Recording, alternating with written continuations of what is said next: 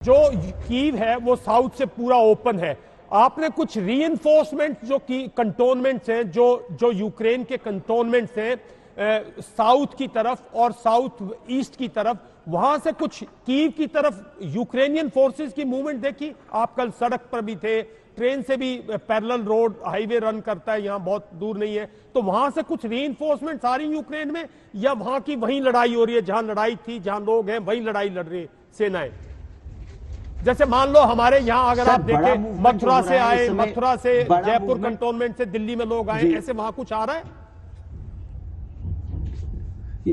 On the contrary sir, यहां से पूर्व की तरफ जा रहा है। अच्छा, और जिस तरह से इंडियन आर्मी का मूवमेंट होता है, लंबे लंबे कॉन्वॉय चलते हैं, बड़ी बड़े कॉन्वॉय चलते हैं, यहां पर उसको रोकने का यहाँ तितर बितर होकर चल रहे हैं। तितर बितर करके ये लोग चलने की कोशिश कर रहे हैं कि एक एक तोप गई और फिर 10 मिनट तक कुछ नहीं, फिर दूसरी तोप गई, फिर 10 मिनट तक कुछ नहीं, 15 मिनट तक, और उसके बाद एक टैंक या बड़े बड़े टैंक कैरियर्स पर इस तरह से ये लोग ट्रैवल कर रहे हैं ताकि एरियल टारगेटिंग ना हो इनकी, और बीच बीच में सिविलियन कॉन्वॉयज भी निकालते रहते हैं। तो वो लंबे लंबे कॉन्वॉयज नहीं चल रहे हैं। गौरव आपसे सवाल पूछना चाहते हैं, संजय मिश्र साहब का भी सवाल है, उसके देखे करके सबके पास आ रहे हैं, पूछे sir.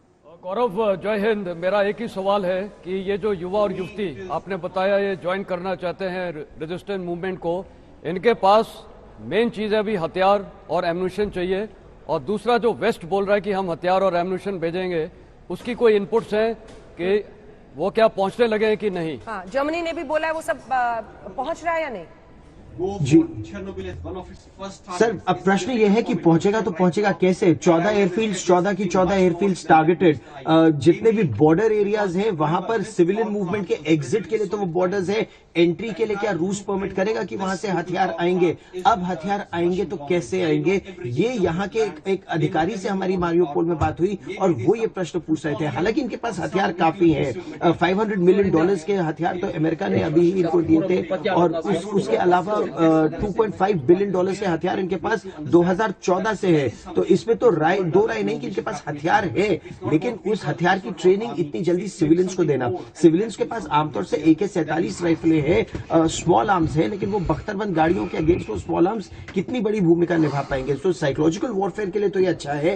Actual military warfare, sir आप लोग तो इतने बड़े एक्सपर्ट्स, मतलब आप लोगों ने वॉर और काउंटर टेरर ऑपरेशन दोनों ही कमांड किए हैं, तो ये क्या टिक पाएंगे? वो जो क्रॉस बैरियर्स लगाते हैं टैंक्स के आक्रमण को रोकने के लिए, वो यहां पर है, लेकिन एक जगह हमने ये भी देखा कि उसको शेल आउट किया हुआ था और टैंक ने अपना रास्ता बना दिया था। और फिर टैंक सड़क को रोक सकता है, टैंक तो खेतों में से निकल जा रहे हैं, और इसीलिए खेतों पर, सड़कों पर फिर बहुत सारी मिट्टी भी है। तो इस तरह ये ऑपरेशंस यहाँ पर चल रहे हैं यहाँ पर, और बहुत कठिन ऑपरेशंस हैं। अर्बन वॉरफेयर एक तरह से शुरू हो गया है जनाब। जी, राजीव डोगरा जी भी एक सवाल पूछ रहे हैं। गौरव, एज यूजुअल कॉम्प्लीमेंट्स आपको स्पेशली, और आपके पूरे सहयोगियों को, राजेश को, पवन को, और भी कोई जिन्होंने मदद की हो। आपने बहुत अच्छी तरह ऑब्जर्वेशंस की हैं, और यहाँ हमको स्टूडियो में और स्टूडियो के थ्रू बाकी जनता को जो देख रहे हैं दर्शक, उनको आंखों देखा हाल बता रहे हैं आप कि कैसे हुआ। पर मेरी एक रिक्वेस्ट है आप सबसे कि अनड्यू रिस्क ना लें। अब आप कीव में जा रहे हैं जहां वैसे भी कर्फ्यू लगा हुआ है और इंटेंसिटी ऑफ कॉन्फ्लिक्ट बहुत ज़्यादा है, तो दूर से बचाव करके तभी हमको भी फायदा होगा। अगर आप अपना बचाव करेंगे तो हमको ज़्यादा देखने में मिलेगा। मेरा एक सवाल है, हो सकता है आपकी इंग्लिश स्पीकिंग लोगों से मुलाकात ना हो, पर शायद राजेश जानते हो इसके बारे में, कि लोगों में थोड़ा सा ये भी मन मुटाव है कि ये यूं फंसा दिया हमको नेटो ने कह के कि हम मेंबर बनाएंगे, और उसके कारण सारा झगड़ा बना। आप भी सर पूछ लीजिए, एक साथ ही दोनों का जवाब ले लेंगे। सिंह सर जल्दी से। सर मेरा एक सवाल है कि यहाँ पे जो है, जब इनकी ये जो फोर्सेज अब जाएंगी उधर कैप्चर करने के लिए कीव को, तो द मेन ऑब्स्टेकल जो है, जो यूक्रेन जिस पे अपने डिफेंसेस लेगा, वो है आपका नाइपर रिवर। तो उनके जो डिफेंस प्रिपेयर्डनेस है वहां पे, वो कैसी है? What is the standard of that? Because that is the thing which is going to make all the difference now. ठीक है, दोनों का ही जवाब, जो विरोध है या लोग क्या सोच रहे हैं, झोंक दिया, और इसका जवाब। जी गौरव।